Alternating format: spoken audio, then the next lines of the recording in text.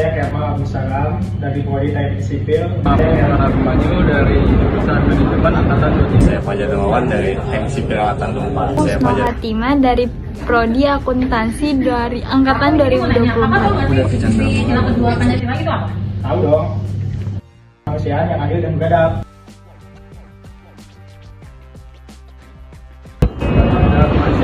Yang kedua itu kemanusiaan yang adil dan Itu beradab. kemanusiaan yang adil dan beradab nggak sih Kak? Kemanusiaan yang adil dan beradab. Terus menurut kakak udah nerapin sila kedua di kehidupan sehari-hari itu kayak gimana?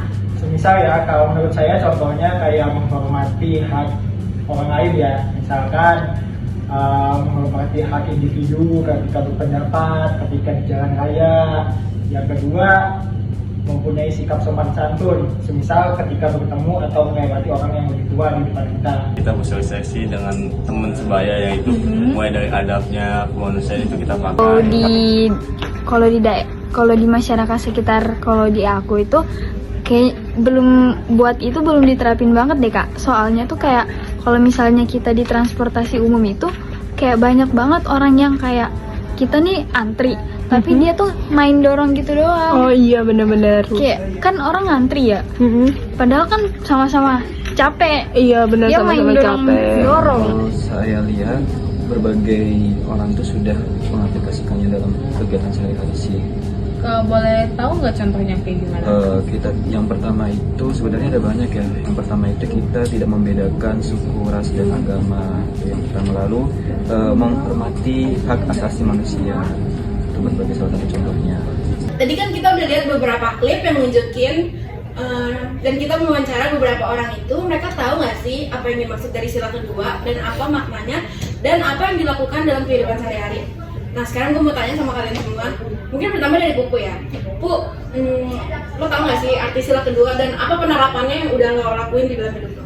Kalau sila kedua itu kan kemanusiaan yang adil dan beradab ya. Kalau di kehidupan gue sehari-hari sih udah aplikasinya kayak kita nggak ngebeda-bedain teman, misalnya kayak ada teman dari luar kota atau yang misalnya ada perbedaan sama kita, itu kita kayak ngehargain. Itu sih. Ini kan tadi Pupu tuh udah jawab nih, coba kalau lu Gur. Kalau dari gua kan pulang pergi ke kampus selalu naik Transjakarta. Jadi itu kalau walaupun bukan kursi prioritas, kalau aku lagi duduk, aku tuh pasti kasih ke orang-orang yang lebih membutuhkan, kayak orang-orang yang lansia atau ibu-ibu yang lagi bawa anak kecil. Kayak gitu sih yang aku lakuin. Terus tuh kalian bosan gak sih kita ngobrolnya gini-gini aja? Gimana kalau misalnya kita Waduh, Emang siapa sih bintang tamunya? tamunya Bang Wahyu.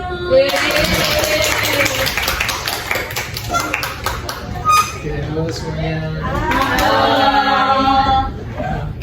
Boleh nih perkenalan dulu biar orang depan bisa kira. Halo, perkenalkan nama gue Wisnu Putra. Di sini sebagai apa ya, mungkin teman-teman dari Shaw dan teman-teman di Teknik Sipil Universitas Bakri.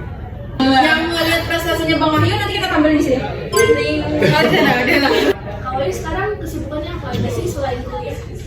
Kesibukan selain kuliah ya, mungkin sekarang lagi sibuk di organisasi kemahasiswaan maupun organisasi masyarakat yang berbasis lingkungan. Terus juga sekarang lagi menjabat sebagai Mas Mbak Jawa Tengah. Sebelumnya makasih banget udah datang di podcast kita hari ini.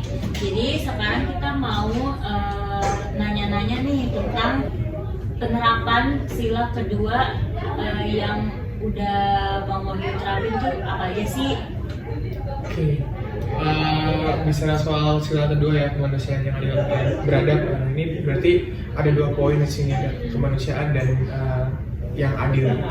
Kalau mungkin itu yang udah gue terapin ya, mungkin kayak adil ke semua orang aja sih, adil ke teman-teman. Dan kebetulan kan gue lagi mimpin suatu organisasi yang tadi itu ke teman-teman yang mungkin bakatnya lebih rendah yang saya pimpin itu lebih adil aja sih ke teman-teman, lebih sama ratakan. Walaupun kalau menurut gue sih adil bukan berarti sama, tapi bobotnya itu misal kita ngasih tugas ke si A atau si B, kan kemampuan dia berbeda. Kalau kita kasih tugas yang sama berarti itu nggak adil. By the way, kenapa kalian pilih topiknya sila kedua? Kita milih sila kedua ini kan karena pentingnya menghormati hak asasi manusia Kak, di tengah masalah sosial yang ada di kehidupan sehari-hari gitu sih Kak. Terus untuk dibahas dalam konteks kehidupan sehari-hari sama di lingkungan kampus tuh yang paling pas menurut kita itu di sila kedua ini. Tadi kan Bang Wahyu ada mention katanya Bang Wahyu itu sekarang lagi sibuk di organisasi dan memimpin Mas Mbak Jateng 2000 berapa? 2024 baru ya. Ada nggak sih pengalaman yang gak ngenakin tapi yang relevan sama sila kedua, kayak misalnya yang merasa nggak diadili atau merasa dibeda-bedain? Kalau di kompetisi kayak gitu mungkin udah jadi rahasia umum ya, kalau ke subjektifan itu pasti ada di kayak gitu. Tapi mungkin kalau ditanya apakah pernah ngerasa hal itu, pasti pernah. Kayak gue udah ngerasa effortnya udah sangat ada gitu, bahkan udah ngerelain kuliah libur selama 2 minggu nggak masuk kuliah demi kompetisi itu, tapi hasilnya belum sesuai harapan. Tapi ya nggak apa-apa, karena hal-hal kayak gitu bisa jadi pelajaran buat gue gitu. Tapi yang bisa gue petik adalah gue ngerasa kayak di sana tuh keren-keren banget, dan ini mungkin nyambung sama sila kedua karena di kita itu di Mas Mbak Jawa Tengah itu punya namanya tourism project, dan itu digarap langsung oleh setiap individu yang di sana. Berarti sekitar 66 putra putri di Jawa Tengah itu membuat tourism project, dan salah satu yang bikin aku miss gitu itu ada satu program kerja tourism project namanya viral.smg, bisa di search aja di Instagram viral.smg. Itu singkatan dari dari visitasi ramah inklusi. Jadi itu adalah wadah yang bagus untuk anak-anak penyandang disabilitas untuk merasakan hal yang sama dari segi pariwisata. Ya, mungkin nanti anak-anak yang terkena mungkin kekurangan seperti itu disabilitas itu kita ajak untuk wisata gitu, dan itu bisa jadi apa ya, istilahnya kita nggak membeda-bedakan gitu. By the way, itu project diinisiasi sama Mas Anan, juara 1 Mas Jawa 2024.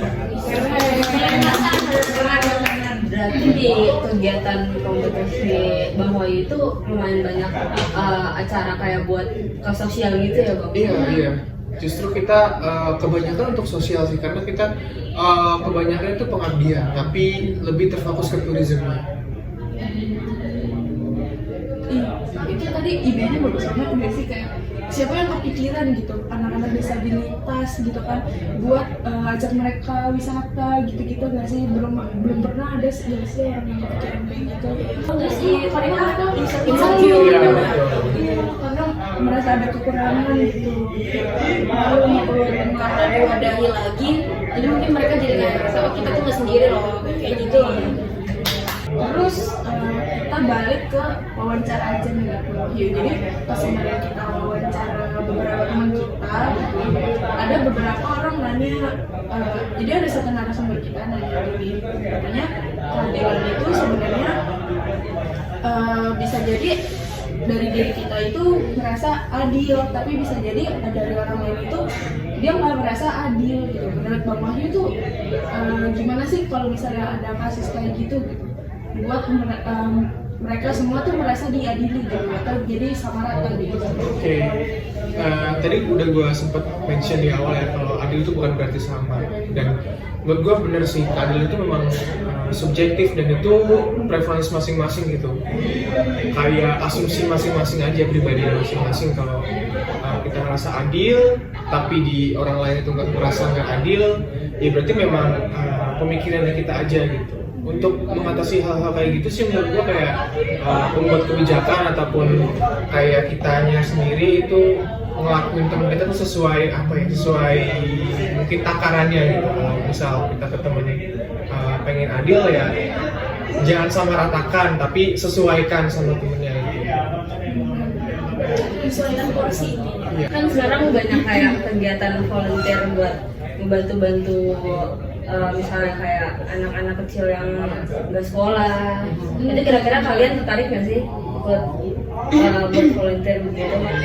Kalau dari gue sendiri dulu gue pas SMK itu gue pernah ngajuin diri mau jadi volunteer ngajarin anak-anak TK, yang lebih tepatnya sih anak-anak yang nggak bisa sekolah gitu.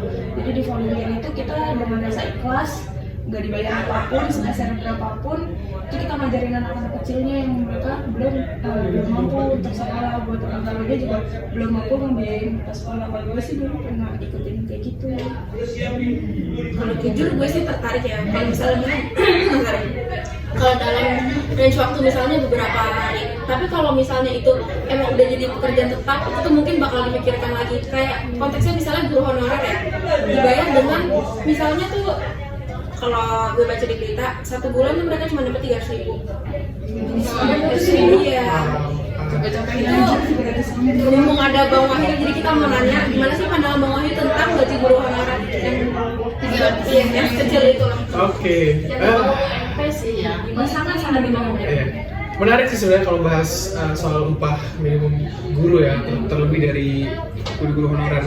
Ya, yang kayak kita tahu sendiri lah ya, guru-guru honorer itu belum mendapat kesejahteraan, apalagi guru-guru honorer yang ada di pelosok, mungkin kayak daerah pedalaman, itu menurut gue masih kurang banget. Dan sebenarnya kemarin gue sempat berbahagia mendengar kabar dari pemerintah kita yang menaikkan kesejahteraan guru, tapi sayang sekali guru honorer tidak masuk ke dalam daftar tersebut gitu. Kalau menurut gue sih pemerintah bisa lebih memperhatikan ke guru-guru honorer, karena baik itu guru honorer, mungkin P3 atau ASN, itu menurut gue sama-sama aja, sama-sama guru dan sama-sama mulia tujuannya. Mungkin pemerintah bisa bantu di hal-hal kayak gitu, perhatikan juga. Kalau menurut lu gimana? Ya, itu benar-benar nggak adil. Soalnya kalau di Jakarta aja masih ada cuma 500.000 kan. 500.000 dari UMR Jakarta itu 4,8. Itu jauh banget. Nggak ada seperempatnya aja tuh nggak ada. Itu benar-benar nggak adil sih menurut gue. Apalagi yang di daerah. Itu udah benar-benar nggak adil. Karena jadinya tuh kayak cuma capek doang. Sebenarnya emang tujuannya mulia, cuma kayak nggak adil aja sih. Kayak harusnya ada lebih aware lagi lah, sama-sama itu bisa ada kebijakan baru lagi. Semua guru honorer kan juga kebutuhannya beda-beda. Gitu masih yang bisa jadi udah ada yang punya anak, harus ngapain anaknya 300.000 tuh buat kita aja yang masih sekolah dia kurang, yang masih mahasiswa gitu. Yang sedihnya tuh kalau misalnya itu tuh emang beneran mata pencarian umum, maksudnya kayak utamanya tuh dari situ, kayak pasti nggak nutup sih. Semoga sih kedepannya yang bisa membuat kebijakan pemerintah ataupun dari pemerintah daerah itu bisa memperhatikan lagi sih, kayak guru-guru honorer ini perlu loh diperhatikan, perlu diberi kasih sayang. Kalau kayak gini terus bisa buat kayak orang-orang tuh jadi nggak pengen jadi guru nggak sih? Iya benar, karena sebelum jadi guru pun mereka langsung mikir, oh jadi guru tuh gajinya kecil. Padahal guru tuh menurut gue paling seru. Nggak bakal mungkin bisa digantiin sama teknologi nggak sih Pak? Betul. Jadi gimana nih kesimpulannya? Coba Puput. Kalau dari gue sendiri sih dari kegiatan hari ini ya dapat jadi keadilan tuh sebenarnya tiap orang tuh beda-beda pengertiannya. Cuma intinya tuh kita masing-masing kita tuh porsinya tuh beda gitu dapatnya. Entah dari kita sendirinya gimana nangkapnya tentang adil itu gimana, tapi sebenarnya keadilan itu tujuannya baik, betul. Keadilan pasti semua tujuannya baik, dan keadilan itu bisa dimulai dari kita sendiri. Kalau misalnya kita punya sesuatu jabatan yang dimana kita bisa mengatur sesuatu gitu, jadi bisa eksekusinya. Iya, kita harus bisa eksekusi dari misalnya gue ngasih tugas Gorga nih, gue tahu Gorga orangnya kayak gimana, kayak gini, kayak gitu kan. Jadi gue tuh harus tahu porsinya Gorga tuh cuma segini, gak mungkin gue kasih tugas yang lebih lagi dari itu gitu. Terus banyak juga kan isu-isu tadi yang diomongin, kayak misalnya gaji guru honorer lah, masih banyak orang yang kesusahan, tapi kita harus bantu gitu. Banyak juga kegiatan sosial gitu. Itu sih kalau dari gue. Terus kalau dari gue, semoga kita tuh bisa lebih aware sama keadaan sekitar kita sih. Apalagi bukan di kampus doang, tapi di luar. Ya, jadi kita sebagai sebagai mungkin pemuda-pemudi ini punya peran yang besar untuk mengamalkan nilai-nilai Pancasila ini biar nanti ke generasi selanjutnya juga nilai-nilai Pancasila ini nggak hilang sebagai ideologi negara kita gitu. Jadi perhatikan mulai dari hal-hal kecil untuk kemanusiaan yang adil dan beradab. jadi Pancasila itu bukan sekedar teks ya. Iya. Kita harus menerapkan dalam kehidupan sehari-hari guys. Jangan lupa diterapkan. Kayaknya kita udah ada penghujung acara. Ada lagi yang mau diomongin? Cukup sih. Sebelumnya kita ucapin makasih dulu buat bintang tamu kita. Makasih juga Bang Wahyu udah buat nyempetin waktu buat kesini ngisi di video kita. Ya, segitu aja video dari kita. Dadah.